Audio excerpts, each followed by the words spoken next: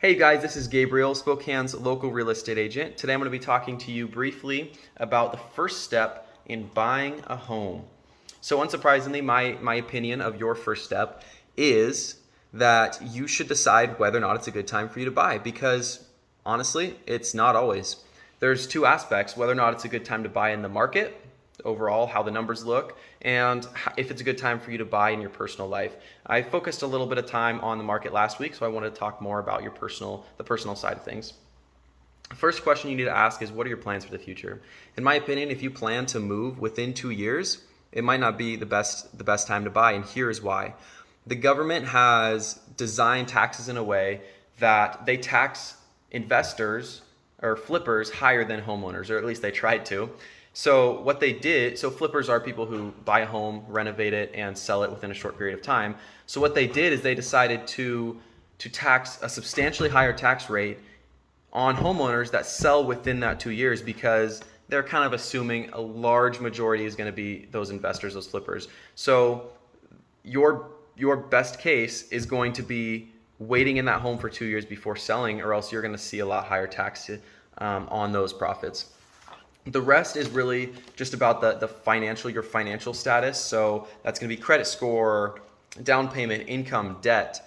For a credit score, I'm recommend at least a 620, and obviously the higher the better. Closer to a 750 is going to be best, but I understand that's not always possible. For down payment, I recommend you strive for 15 to 20%, and that is a lot, especially when there's options out there to do 3, 5, even 0% if you're VA.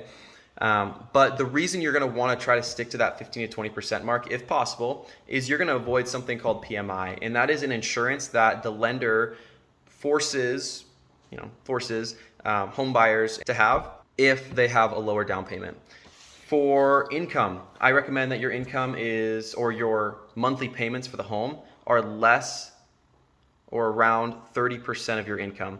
And here's something to think about. When you go into a loan office, they're going to tell you what you can qualify for, but that doesn't necessarily tell you what you can afford. You need to decide, is this monthly payment reasonable for me? Can I actually afford this? And not just get caught up in that big number they present to you. And last but not least, little to no debt. So keep in mind, there are good debts and there are bad debts. There are investments. You can buy real estate, and that is, in my opinion, a great debt to have. You can have some leverage. You can be leveraged out a little bit, and it's incredible. People make millions off of that. There's also bad debt, or at least bad debt in the eyes of a lender, and that's going to be like credit card debt, car payments, things like that. Now, it's not necessary for you to have zero debt, but the less debt you have, the better interest rate you're going to get, and that is ultimately the goal here.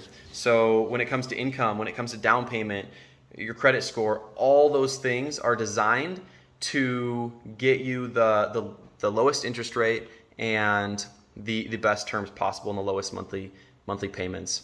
And so these things aren't necessary, but they're definitely things you need to consider, and those are my recommendations on where you need to sit on each of those aspects.